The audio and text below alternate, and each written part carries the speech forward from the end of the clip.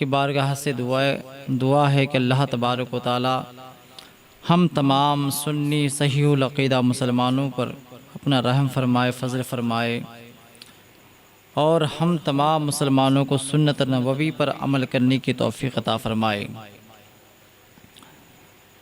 حضرات، میرے پیارے آقا صلی اللہ تعالیٰ علیہ وسلم نے ارشاد فرمایا، اللہ تعالیٰ نے ایک فرشتہ پیدا کیا جس کے دونوں بازوؤں کا درمیانی فاصلہ مشرق و مغرب کو گھیرے ہوئے ہیں، سر اس کا زیر عرش ہے اور دونوں پاؤں تحت الثری میں ہے، روئے زمین پر آباد خلق کے برابر اس کے پر ہیں۔ میری امت میں سے جب کوئی مرد یا عورت مجھ پر درود پاک بھیجتا ہے تو اس فرشتے کو اذن الہی ہوتا ہے کہ وہ عرش کے نیچے بحر نور میں غوطہ زن ہو، تو وہ غوطہ لگاتا ہے۔ جب باہر نکل کر وہ اپنے بازو یعنی پروں کو جھاڑتا ہے تو اس کے پروں سے قطرات ٹپکتے ہیں۔ ذات باری تعالیٰ ہر قطرے سے ایک فرشتہ پیدا کرتی ہے جو قیامت تک اس کے لیے دعائے مغفرت کرتا ہے۔ ایک دانا کا قول ہے کہ جسم کی سلامتی کم کھانے میں ہے اور روح کی بقا کم گناہوں میں ہے، اور ایمان کی سلامتی حضور نبی کریم رؤوف الرحیم صلی اللہ تعالیٰ علیہ وسلم پر صلاۃ و سلام پڑھنے میں ہے۔ ارشاد خداوندی ہے، یا ایھا الذین آمنوا اتقوا اللہ، اے ایمان والو اللہ سے ڈرو، یعنی قلب میں خوف خدا پیدا کرو اور اس کی اطاعت و فرما برداری کرو۔ ولا تنظر نفس ما قدمت لغد، اور انسان دیکھے کہ آئندہ کے لیے آگے کیا بھیجا۔ مطلب یہ ہے کہ روز جزا کے لیے کیا عمل کیا۔ مفہوم اس کا یہ ہے کہ صدقہ کرو اور اعمال صالحہ کرو تاکہ قیامت کے دن ان کا اجر پاؤ، اور اپنے رب سے ڈرتے رہو، اللہ تعالیٰ تمہاری ہر اچھی اور بری بات کو جانتا ہے۔ قیامت کے دن فرشتے، زمین، فلک، روز و شب تمام گواہی دیں گے کہ آدم زاد سے یہ کام اچھا ہوا یا برا، آدم زادے نے یہ کام بھلائی کا کیا یا برائی کا، اطاعت و تابعداری کی یا نافرمانی کی، حتیٰ کہ انسان کے اپنے اعضاء بھی اس کے خلاف گواہی دیں گے۔ ایماندار اور متقی اور پرہیزگار انسان کے حق میں زمین گواہی دے گی، چنانچہ زمین یوں کہے گی، اس انسان نے میرے پیٹھ پر نماز پڑھی، روزہ رکھا، حج کیا، زکوٰۃ دیا، جہاد کیا۔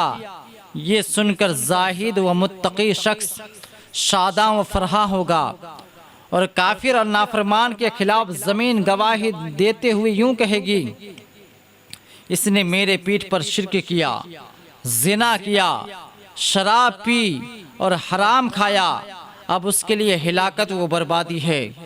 اگر ارحم الراحمین نے اس پر کڑا محاسبہ کیا۔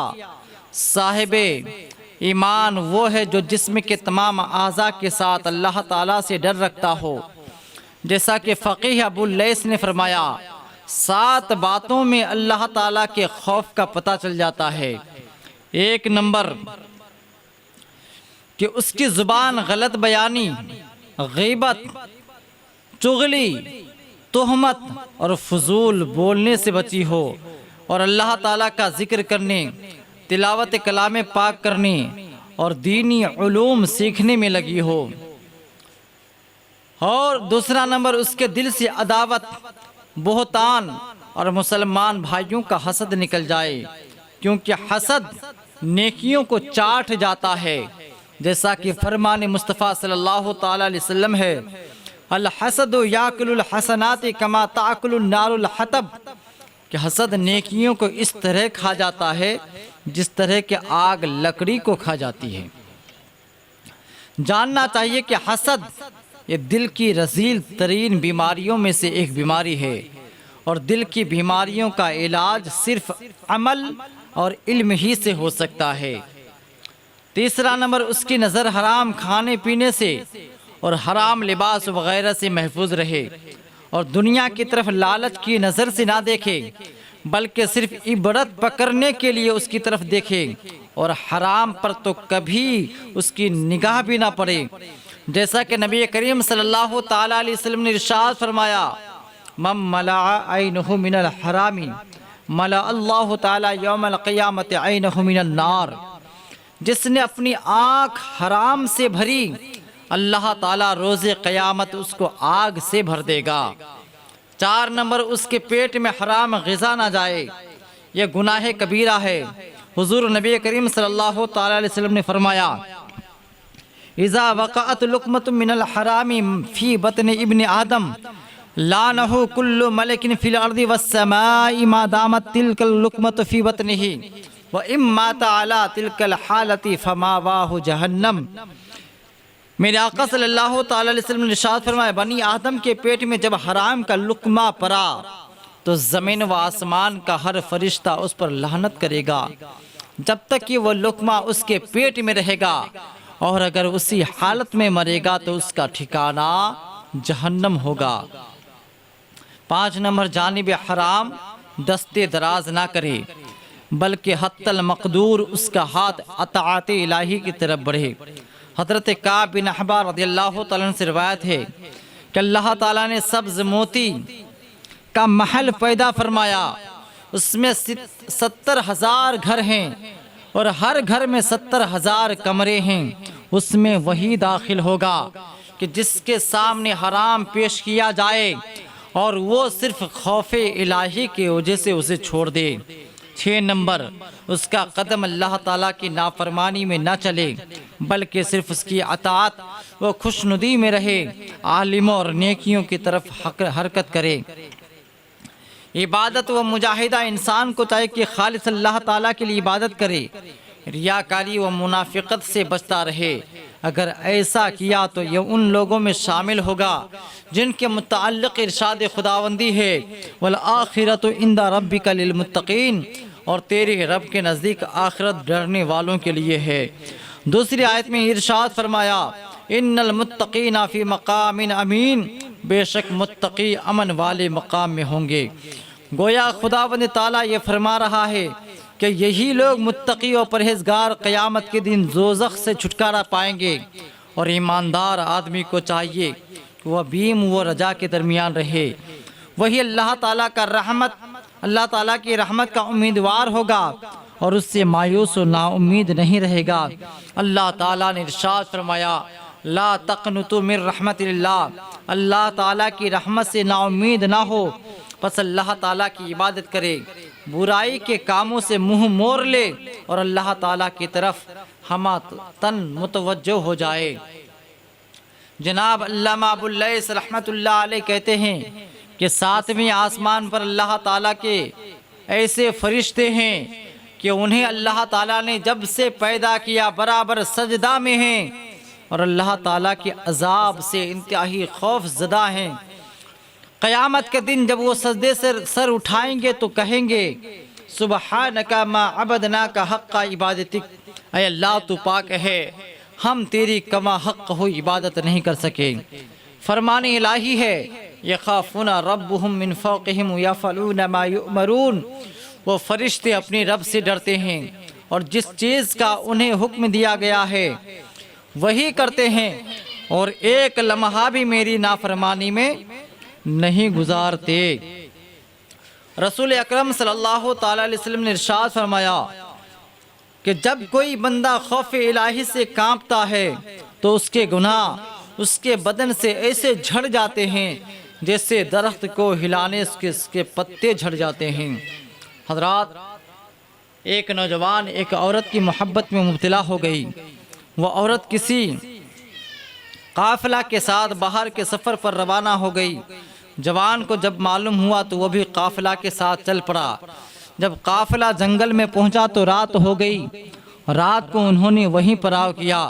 جب سب لوگ سو گئے تو نوجوان چپکے سے اس عورت کے پاس پہنچا اور کہنے لگا، میں تجھ سے بے انتہا محبت کرتا ہوں اور اس لیے میں قافلے کے ساتھ آ رہا ہوں۔ عورت بولی، جا کر دیکھو کوئی جاگ تو نہیں رہا ہے۔ جوان نے فرط مسرت سے سارے قافلہ کا چکر لگایا، پورے قافلہ کے گرد گھوما، واپس آ کر کے کہنے لگا، یا عورت سب لوگ غافل پڑے سو رہے ہیں۔ عورت نے پوچھا، اللہ تعالیٰ کے بارے میں تیرا کیا خیال ہے کہ اللہ تعالیٰ بھی سو رہا ہے؟ جوان بولا، اللہ تو نہ کبھی سوتا ہے نہ ہی اسے کبھی اونگ آتی ہے۔ تب عورت بولی، لوگ سو گئے تو کیا ہوا، اللہ تو جاگ رہا ہے، اللہ تو ہمیں دیکھ رہا ہے، کوئی دنیا کا انسان ہمیں دیکھے نہ دیکھے، اللہ ضرور دیکھے گا، اس سے ڈرنا ہم پر فرض ہے۔ جوان نے جو ہی یہ بات سنی، خوف خدا سے لرز اٹھا اور برے ارادے سے تائب ہو کر کے گھر واپس چلا گیا۔ کہتے ہیں کہ جب وہ جوان مرا تو کسی نے اسے خواب میں دے کر پوچھا، سناؤ کیا گزری تیرے اوپر؟ جوان نے جواب دیا کہ میں نے اللہ تعالیٰ کے خوف سے ایک گناہ کو چھوڑ دیا تھا، اللہ تعالیٰ نے اسی سبب سے میرے تمام گناہوں کو بخش دیا۔ تو مسلمانوں، اللہ تعالیٰ کے خوف سے گناہ چھوڑ دینے میں یہ اجر اور ثواب ملتا ہے کہ اللہ اسے بخشش کا پروانہ عطا فرماتا ہے۔ تو کبھی زندگی میں ایسا موڑ آئے تو گناہوں سے توبہ کریں، گناہوں کی طرف آگے نہ بڑھیں۔ مجمع اللطائف کے اندر ہے کہ بنی اسرائیل میں ایک کثیر العیال عابد تھا، اسے تنگ دستی نے، مفلسی نے چاروں طرف سے گھیر لیا۔ جب بہت پریشان ہوئے تو اپنی عورت سے کہا، جاؤ کسی سے کچھ مانگ کر کے لاؤ۔ عورت ایک تاجر کے یہاں جا کر کے کھانے کا سوال کیا۔ تاجر نے کہا، اگر تم میری آرزو پوری کر دو تو جو چاہو لے جا سکتی ہو۔ عورت بیچاری چپ چاپ خالی ہاتھ گھر لوٹ کر کے آ گئی۔ ماں نے جب بچوں نے جب ماں کو خالی ہاتھ لوٹتے ہوئے دیکھا تو بھوک سے چلانے لگے، کہنے لگے، امی ہم بھوک سے مر رہے ہیں، ہمیں کچھ کھانے کو دو۔ عورت دوبارہ اسی تاجر کے یہاں لوٹ کر کے گئی اور کھانے کا سوال کیا۔ تاجر نے پھر وہی بات کی جو پہلے کہہ چکا تھا۔ عورت رضامند ہو گئی۔ جب یہ دونوں تخلیہ میں پہنچے تو عورت خوف خدا سے کانپنے لگی۔ تاجر نے پوچھا، کس سے ڈرتی ہو؟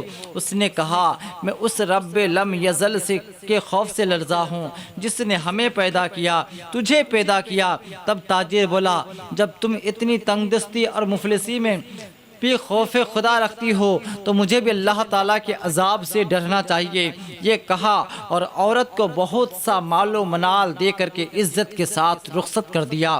اللہ تعالیٰ نے پیغمبر وقت اس وقت کے پیغمبر حضرت موسیٰ علیہ السلام پر وحی بھیجی کہ فلاں بن فلاں کے پاس جاؤ اور اسے میرا سلام کہہ دو اور کہنا کہ میں نے اس کے تمام گناہوں کو معاف کر دیا ہے۔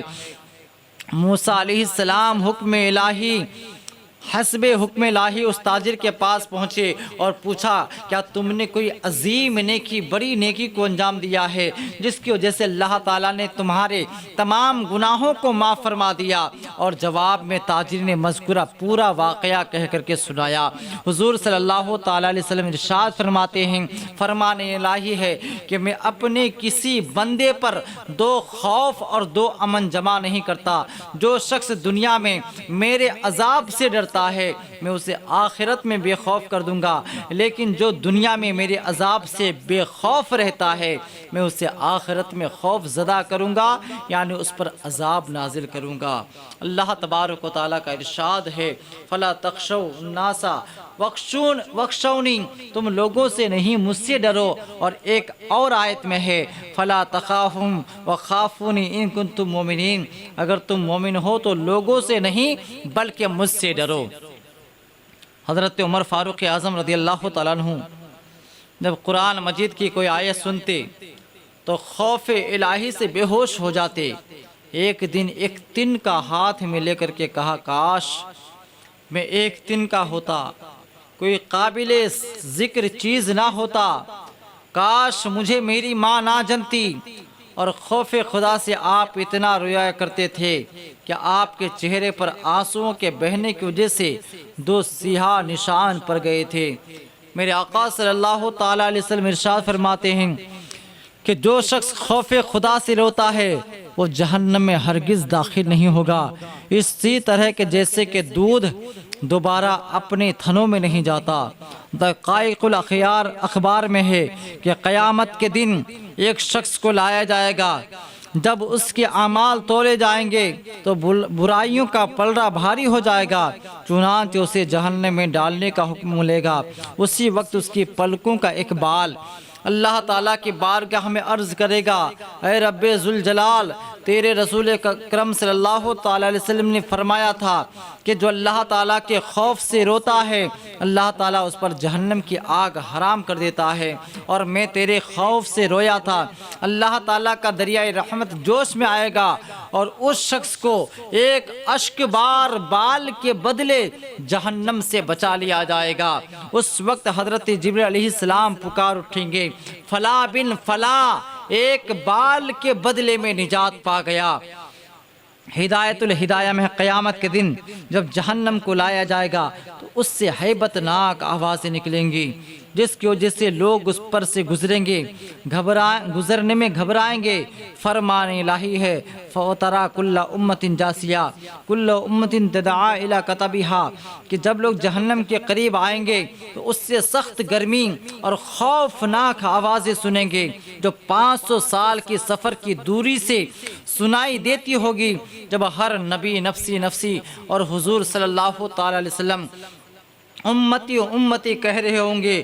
اس وقت جہنم سے ایک نہایت ہی بلند آگ باہر نکلے گی، حضور صلی اللہ تعالی وسلم کی امت کی طرف بڑھے گی۔ آپ کی امت اس کی مدافعت میں کہے گی، اے آگ، تجھے نمازیوں، صدقہ دینے والوں، روزہ داروں اور خوف خدا رکھنے والوں کا واسطہ، واپس چلی جا، مگر آگ برابر بڑھتی چلی جائے گی۔ تب حضرت جبرائیل علیہ السلام یہ کہتے ہوئے کہ جہنم کی آگ امت محمد صلی اللہ علیہ وسلم کی طرف بڑھ رہی ہے، آپ کی خدمت میں پانی کا ایک پیالہ پیش کریں گے اور عرض کریں گے، اے اللہ کے نبی صلی اللہ علیہ وسلم، اس پانی سے آگ پر چھینٹے ماریے۔ آپ آگ پر پانی کے چھینٹے ماریں گے تو وہ آگ فوراً بجھ جائے گی۔ اس وقت میرے آقا صلی اللہ علیہ وسلم جبرائیل سے اس پانی کے متعلق پوچھیں گے۔ جبرائیل کہیں گے، حضور، یہ خوف خدا سے رونے والے آپ کے گنہگار امتوں کے آنسو تھے، مجھے حضور یہ خوف خدا سے رونے والے مجھے یہ حکم دیا گیا کہ میں یہ پانی آپ کی خدمت میں پیش کروں اور آپ اس سے جہنم کی آگ کو بجھا دیں۔ حضور صلی اللہ تعالی علیہ وسلم ہمیشہ دعا مانگا کرتے تھے، اے اللہ، مجھے ایسی آنکھیں عطا فرما جو تیرے خوف سے رونے والی ہو۔ اے میری دونوں آنکھیں میرے گناہوں پر کیوں نہیں روتی؟ میری عمر ضائع ہو گئی اور مجھے معلوم بھی نہیں پڑا۔ حدیث شریف میں کہ کوئی ایسا بندہ مومن نہیں کہ جس کی آنکھوں سے خوف خدا سے مکھی کے پر کے برابر آنسو بہے اور اس کی گرمی اس کے چہرے پر پہنچے اور اسے کبھی جہنم کی آگ چھوئے۔ جناب محمد بن المنذر رحمۃ اللہ علیہ تعالی علیہ جب خوف خدا سے روتے تو اپنی داڑھی اور چہرے پر آنسو ملا کرتے اور کہتے کہ میں نے سنا ہے کہ وجود کے جس حصہ پر آنسو لگ جائیں گے اسے جہنم کی آگ نہیں چھوئے گی۔ ہر بندے مومن کے لیے ضروری ہے کہ وہ عذاب الہی سے ڈرتا رہے، اپنے آپ کو خواہشات نفسانی سے روکتا رہے۔ جو انسان عذاب الہی سے بچنا چاہتا ہے اور ثواب و رحمت کا امیدوار ہے، اس سے چاہیے کہ دنیاوی مصیبتوں پر صبر کرے، اللہ تعالیٰ کی عبادت کرتا رہے اور گناہوں سے بچتا رہے۔ ظہر الریاض میں ایک حدیث ہے کہ جب جنتی جنت میں داخل ہوں گے تو فرشتے ان کے سامنے طرح طرح کی نعمتیں پیش کریں گے، ان کے لیے فرش بچھائیں گے، ممبر رکھے جائیں گے، انہیں مختلف قسم کے کھانے اور پھل پیش کیے جائیں گے۔ اس وقت جنتی حیران ہوں گے۔ اللہ تعالیٰ فرمائے گا، اے میرے بندو، حیران کیوں ہو؟ یہ بہشت جو ہے نا، جائے حیرت نہیں ہے۔ اس وقت مومن عرض کریں گے، بار الہی، تو نے ایک وعدہ کیا تھا جس کا وقت اب آ پہنچا ہے۔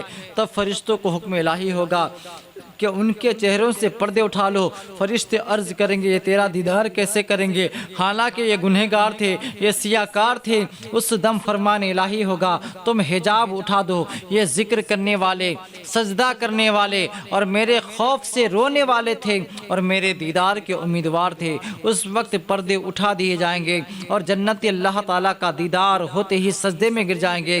فرمان الہی ہوگا سر اٹھا لو، یہ جنت دار عمل نہیں دار جزا ہے، اور اپنے رب کو بے کیف دیکھیں گے۔ رب فرمائے گا سلام علیکم عبادی فقد رضیت عنکم فہل رضیت عنی، میرے بندو تم پر سلامتی ہو، میں تم سے راضی ہوں، کیا تم بھی مجھ سے راضی ہو؟ جنتی عرض کریں گے اے ہمارے پروردگار ہم کیسے راضی نہیں ہوں گے، حالانکہ تو نے ہمیں وہ نعمتیں دی جنہیں نہ کسی آنکھ نے دیکھا، نہ کسی کان نے سنا اور نہ ہی کسی دل میں ان کا تصور گزرا۔ یہی اس فرمان الہی کا مقصود ہے کہ اللہ ان سے راضی ہے اور وہ اللہ سے راضی ہے۔ دعا کرتے ہیں اللہ تبارک و تعالی ہم تمام مسلمانوں کے دلوں میں خوف خدا کو بٹھانے کی توفیق عطا فرمائے، اور اللہ تعالیٰ سے یہ دعا ہے کہ اللہ تبارک و تعالی ہم تمام مسلمانوں کو اللہ سے ڈرنے کی توفیق عطا فرمائے، دل میں خوف و خشیت رکھنے کی توفیق عطا فرمائے، آخرت کی تیاری کرنے کی توفیق عطا فرمائے۔ اللہ تبارک و تعالی ہم تمام مسلمانوں کو صحت عاجلہ و کاملہ نصیب عطا فرمائے، اور تمام دنیا کے تمام انسانوں کو کورونا وائرس سے محفوظ عطا فرمائے۔ آمین ثم آمین، وآخر دعوانا الحمد للہ رب العالمین۔